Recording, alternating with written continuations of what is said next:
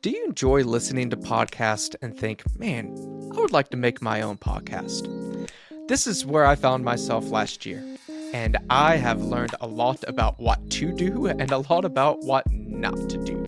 I'm offering consulting services to help you launch your podcast, especially if you're looking to make a more Christian or conservative based podcast. Find out more information at faithfullyengaged.com. I have a link down in the description below if you would like help on getting your podcast started. Welcome back, everyone, to another episode of Faithfully Engaged. Those of you that have been longtime listeners back when this was the Truth and Grace Counseling podcast, you are going to recognize this guest.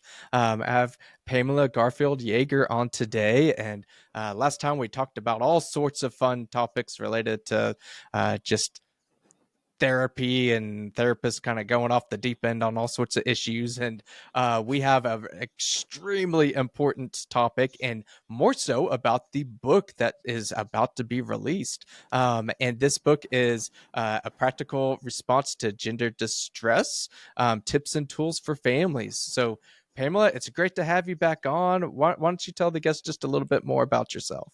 So yes, I'm known as the truthful therapist online because I'm a therapist that tells the truth, which I didn't realize was an anomaly. I recognized that, yes, our profession is going off the rails. So I decided to go online and talk about it. The reason it was easier for me to be more outspoken is because I do have some chronic pain and I can't work full time. And I was also told I couldn't work because I lived in California and I chose not to get a certain thing. So I don't know if we're on YouTube, so I'm censoring a little bit. You guys know what But the there were thing some is. mandates there. Yeah. And because I had gone through some personal health issues and I had just gotten a lot better from it, I didn't trust doing something that might send me to get worse. So I decided I wasn't going to do that, and it became forced and mandated. So I decided, well, if you're going to do that, then I'm going to start talking about how ludicrous our profession is publicly. And so that's how the Truthful Therapist was born. And yeah, since then I've gotten really involved in helping families, kids, parents be more empowered to understand that our mental health system isn't up to snuff. And I've gotten really involved in the gender discussion, which is what my book is about. So Let's start there on the gender discussion. Everybody listening to this is well aware that there's all this like gender nonsense out there of forcing kids to transition and all that bad stuff. But for you personally, why study so much about these gender related issues? What about this really interested you to learn more about? well, the first thing is when I was at that job, it was 2021. This is in California, so people might just dismiss this as only California. It's not just in California, and it's gotten much worse since then. But when I was working in that program, half the girls were identifying as trans. Half. And this was a program where it was short term, so they were rotating. So there was always a third total of the patients that were identifying as trans. And I just thought that was wild. And what I thought was wild about it was not just that that was happening with the kids, but that my colleagues, my coworkers were going along with it, that they were encouraging it. They were part of the ritual of starting group therapy was to introduce yourself with the pronouns. So they said to have the kids do the pronouns, say their age, and then some icebreaker like, what's your favorite ice cream? And that's how I was trained. I didn't do it. I just ignored it. But I was the only therapist that didn't do that piece. So that was what really opened my eyes up to how widespread this is, especially it was targeting vulnerable kids who had underlying mental health issues. So I was in a program with kids who had been hospitalized usually, or having suicidal ideations or having some kind of other mental health issues. And these were the kids that were saying they were trans. So it was really obvious to me that they were using this identity to cope, to get attention, to feel more powerful. And it's just, I just couldn't understand how there was this huge blind spot among my colleagues. So that's what got me into it. But yeah, I mean, if you want to go there, it's really dark. I mean, this is about harming kids. This is about sterilizing vulnerable kids. Like, you could really look at it as eugenics. I mean, where the population that is heavily impacted are kids and adults who have autism. So usually they have a more trouble socially, and they have trouble fitting in. They're more online, so they're more susceptible to getting sucked into this ideology. They have more rigid thinking, so it's harder to kind of talk to them, from a different point of view and have them hear you out, because they get kind of locked into a certain way of thinking. So I feel like the trans people know this, so they really target the autistic young people. They have a trans flag with an autistic symbol on it. They sell merchandise for autistic people with with pride things all over it, with rainbows and the blue and pink symbols on them. So it's a marketing scam. And then of course they're profiting off of vulnerable people. So this is a big market. We're making kids lifelong patients. We're creating disabilities in kids, bone density issues, joint problems, pain, cancer, blood clots. I could go on and on. And I think it hit me personally too, because I had just come off a really long disability where I was knocked out of my job, because of physical issues. And then I was learning that these hormones and these puberty blockers were creating disabilities and chronic pain for young people that was completely unnecessary. So I think that really hit a nerve for me, and literally a nerve, because I have nerve pain. And so it really got to me that, like, this was something that my profession was endorsing, to create disability, confusion, dividing of families, and really just for the power and profits of people that don't have good intentions. Obviously, many things that, like you just said, very dark, that are awful. And you and I, it hits differently than most of the audience listening, because we're in this field, so we feel some more of that personal obligation as well, to speak out, and you've been in a very unique position to do even more so, which is fantastic. Mm-hmm. However, for those that are listening, they may hear you and say, "Yeah, that's bad," and I'm all about speaking out against that. But one, again, you're a therapist, I'm not, so it doesn't really pertain to me. And two, like you just said, you're in California. I'm in Oklahoma or Texas or Georgia or wherever. That stuff doesn't happen here. What's your response and kind of warning to that with the already conservative families that maybe just brush this off?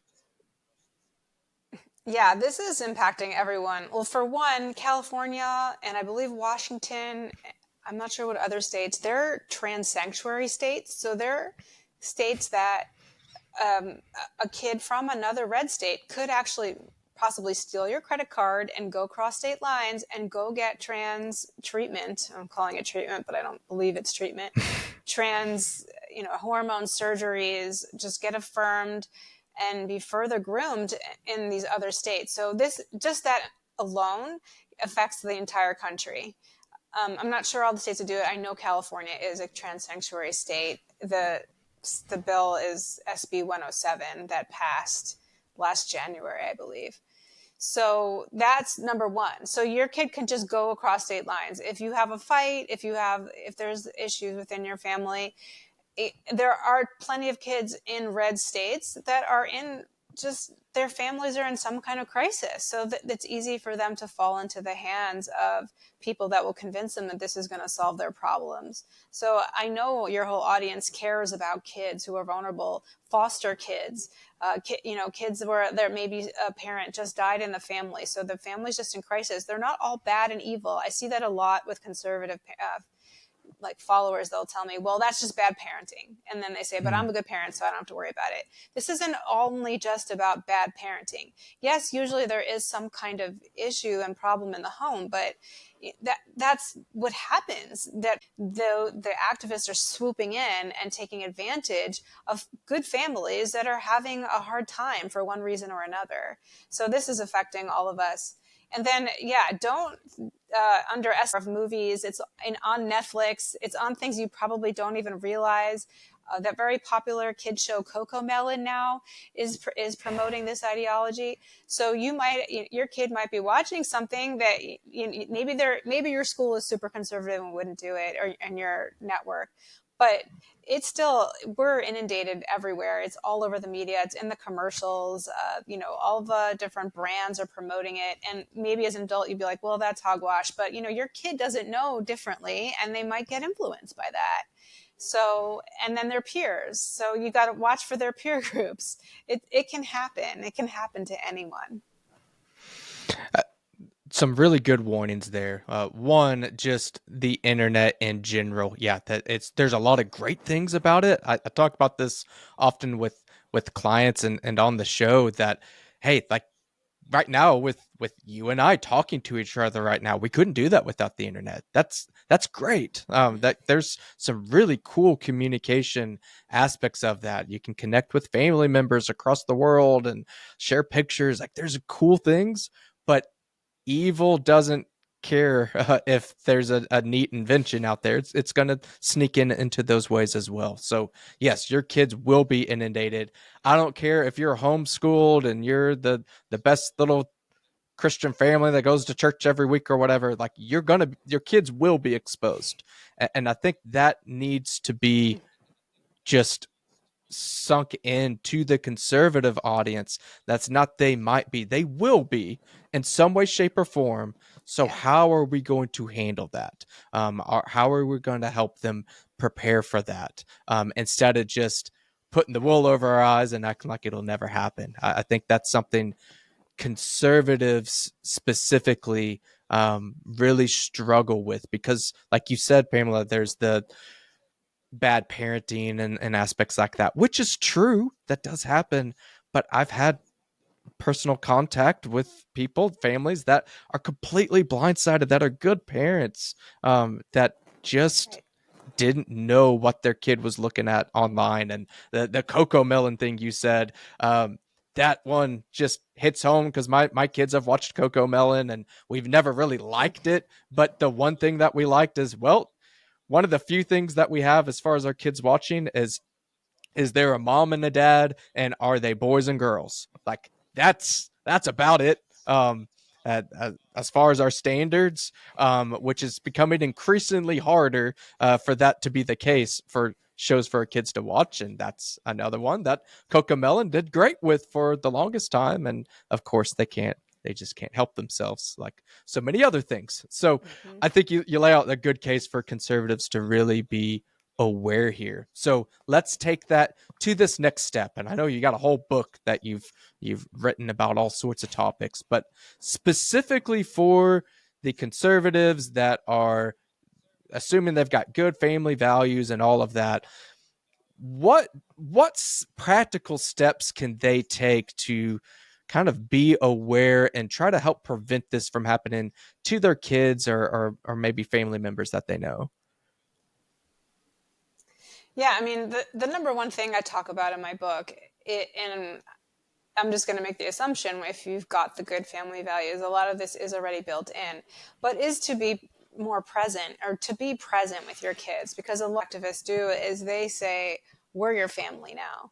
So if the kid for some reason or another is feeling estranged in their family, or perhaps, and it could just be a situation like the sibling has special needs, which might take up a lot of your time and attention, and you're only human.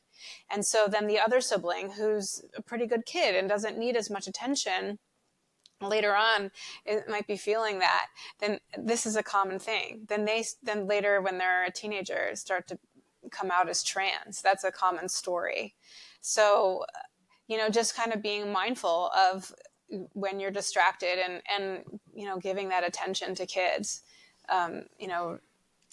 like just being present. The biggest thing, of course, and I think your audience already knows this, is the devices, the social media. Like, monitor that stuff. Don't leave them alone with it. Probably best to not even have smartphones. That's a whole other, conversation about when to let them even touch a smartphone. There's a website called Wait Till the Eighth, which they recommend to wait till at least the kid is in eighth grade. That's their recommendation. Probably the later the better. So devices are huge. But yeah, it's really about, like I said earlier, the trans people take some kind of vulnerability and then they prey on it. So if your kid has special needs themselves, or has a sibling with special needs, or somebody has an illness in the family, or you've had to move suddenly for some unforeseen reason and it's hard on the family, these are the moments that the trans people kind of swoop in and get in. So those are the things to look out for. Like you mentioned, I think most people know the being present in your kids' lives is important, but it's a good reminder for even well-intentioned good parents to just go that extra mile. I know I catch myself on occasion, especially if I've had a long, busy day. I've seen a lot of clients or something, that I come in and after dinner or something, like I'm scrolling my phone or something like that. And does that make me the worst dad in the world? No, it doesn't. But it's an extra reminder of, okay, I know I'm tired, but my son that wants me to throw him on the couch, like, he really needs me right now. And just doing those little things like that, that extra reminder. It's not operating out of fear that, oh, if I don't roughhouse my son, then he's going to turn trans or whatever. Like, it's not that level, but it's prevention. Because if he knows dad cares about me, he's present in my life, he's not going to be as likely to go out and search for that validation by some rando online or whatever it may be. So I think that is just a good extra reminder for those of you that are parents listening, to just make that motivation. Go put your own phone down. We worry about our kids being on phones, which is true. That's it. They Adults are on phones too much. Yeah. Yeah, I, yeah. I'm guilty of that.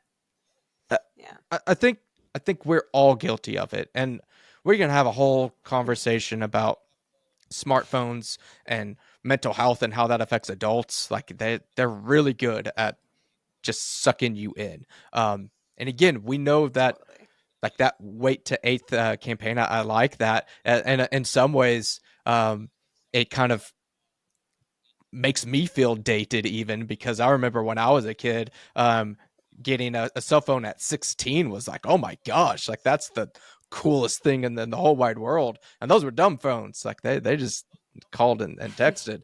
Um, and now, like, the campaign to push it to eighth grade, and that's like the standard. The things have changed. They definitely have. Yeah. But yeah, we need to focus on what our kids are intaking, but what are you intaking, and are you being present in their lives? I think that's such a really pertinent, important point there for even well-intentioned good parents to remember. Yeah, and it's really important to get your kid in real life, get them like outside playing, like in their bodies. So they may not be an athlete per se, but just being outside playing with other friends where they're not all sitting on their phones. That's a thing now, where kids just their hangout is where they're all on their devices or they're on their iPads, which is Mm-hmm. unfortunate. So yeah, just getting your kids moving out and interacting with other people in real life really does make a big difference. And hopefully, I'm assuming if you're in a more conservative area, they're not interacting with people that's going to influence them in this way that we don't want them to. That's just more wholesome. Well, and it goes back to just the importance of being engaged in your child's life. That, say they do hang out with a friend and they're playing soccer or whatever, and they introduce these ideas. If you're with your child, like, something I like to stress to the audience, that, again, your kid will be inundated with it in some way, shape, or form, but that's not cause for alarm bells, or things are just going horribly. If you catch that and you talk with them, then you're gonna be just fine. Like, but we need to talk about it. We can't just act like it'll go away. I'll give you a small example, which this was completely innocent from my daughter, who's 4, but she said something along the lines of, because we're big on like your brothers are boys, you're a girl, just those little things, and she said something along the lines of, "But I'm a boy too," or something. I don't remember what it was. And she's 4, she's gonna argue. I said, "No, you're a girl." I said, "No, I'm a boy," and instead of just going back and forth and arguing about it, just kind of ended of, you can say that, but at the end, you're always going to be a girl, and we love you. We love that you're our only daughter, and blah blah blah, all that fun stuff. And guess what? The next day, she doesn't bring it up because she just wanted to argue because That's she's a perfect. 4-year-old, and that's what 4-year-olds do. But you don't just act like it'll go away. You address it, and you address it in a calm, easy manner. This stuff will take care of itself if you're present in their life. And they need the truth. And I mean, I don't think your audience believes in this, so that is one reason that you guys will probably have less of it, because unfortunately more progressive parents would have said, oh, I need to let the child lead, which is a very ludicrous Mm-hmm. way of looking at a 4-year-old. So the fact that you didn't let her lead, that you told her the truth, and I think it actually helps her feel more grounded and feel less anxious, that she had her dad tell her what is the truth, what is real. And, she was kind of testing, I think. She was kind of testing the Mm-hmm. waters. Well, what am I? What's going on? And you set her straight in a very calm, loving way, and that was exactly what she needed. So, and the other thing in my book I talk about is the pronoun thing. So I Mm-hmm. know a lot of conservatives tend to be nice and polite, and they don't agree with it. They know it's not, it doesn't make any sense, but they don't want to make waves. So they go along with it anyway. They just do it. I'll just say my pronouns. What's the big deal? It's actually a very big deal, especially when you're dealing with children, because that is sending them on this path of being confused about what is real and what isn't, who they are, who their friends are. So there are a lot of harms just in the pronouns. So I have a chapter about that. So that's important because that will seep in. And if the reason like California and other states were a cautionary tale is because people are too damn nice. We're too nice. So don't be nice. I mean, be respectful, but Yeah. stand by your values and don't just go along with something just to be nice. That's a really good point there, that the pronoun usage, that does become the minor topic, and yeah, sometimes the part that, well, let's compromise there. I'll call you a boy or girl or whatever, the he she thing, which this is neither here nor there, but the whole concept of it is just ridiculous because, like, you most of the time I haven't ran into a whole lot of, like, in my professional career of where I've ran into that, but when it has, I think about it, like, I don't really call people by their pronouns all that often. It's especially to their face. It's, It's usually you when they're know, gone. It's just so, exactly. it's a really silly concept to begin with. But yes, stating on truth, and that goes back to just your kind of moniker there of the truthful therapist. Why I think that's so powerful, that truth matters. And I could tell my daughter in that last argument, yeah, whatever, you're a boy, and that probably wouldn't have been the end of the world, but it wasn't true. Like, she's Yeah. a girl. The neighbor that wants your kids to call them that pronoun or whatever, truth matters. So I guess my question to you is, for those that, let's, it's not about their kids right now, but for their friends, or for maybe at a dinner with a distant family member that their kids are doing that, what is the way to, on the polite end, to not be aggressive with it but still stand on truth? How can people do that, to speak truth in kind of that loving way when that pronoun issue comes up? Yeah, I mean, I would just simply respectfully say I'm not participating in that. In your words, I'm not doing it. You could possibly just ignore it, but if they're persistent about it, you're going to have to explain that no, this actually goes against my values because I believe in saying the truth, And there's actually a lot of harms in doing this. This is bad for society. So, I talk about this in my book. Like for example, if we say boys and girls can say or be whoever they want, that tells especially little girls that their world isn't safe for them, that they don't have safe spaces. I mean, this is actually more serious than we realize. We think it's just not a big deal, but it is. Mm-hmm. So It yeah, I is a go big into a deal. lot of reasons. Yeah, I mean, this creates anxiety. This creates social anxiety. Of course, it puts a lot of pressure on people. It divides people because, there's people who believe in this like it's a religion, and then people who don't. But I think it's important for people to stand up for what they believe in. Hopefully it won't turn into a big battle or a big fight, but I think it's important to not give in to something that's important to you. And And put it that way. Hopefully, if they're your friend and they're your family, they would respect that. And if they don't, that's a whole other conversation. Really, it's deeper sure, than the pronouns. sure. And you're absolutely right there that I like the simple approach. This is something I say to the clients I work with all the time. Most of the issues, not all, but most of the issues we deal with in life are relatively simple. Doesn't mean it's easy. It can be difficult to stand up and say no or whatever it may be. But saying no is quite simple. Yet, yes, you say no. Like there's not a lot of moving pieces to it. And Mm-hmm. that I think it's important for you to think through again, just like I said with your kids being inundated with it. You will face some pronoun usage issue somewhere, whether it's online with a family member or I think what's probably fairly At common is work. that like a yeah at work going to a work conference and so everyone states their pronouns or whatever. Just standing up for that in that respectful way, like don't be making a huge scene. But the good thing is when you step up, um you will, and this is another part that I say confidently, you will have people on your side. You'll have people against you, sure. Exactly. Um, but people are very encouraged and they will come up to you. Maybe they won't say it in front of everybody, but say thank you. Thanks for standing up and sharing Exactly. something. It's contagious in that way. Mm-hmm. Yes. And you're being a good role model for your kids, and I know that's important to your audience.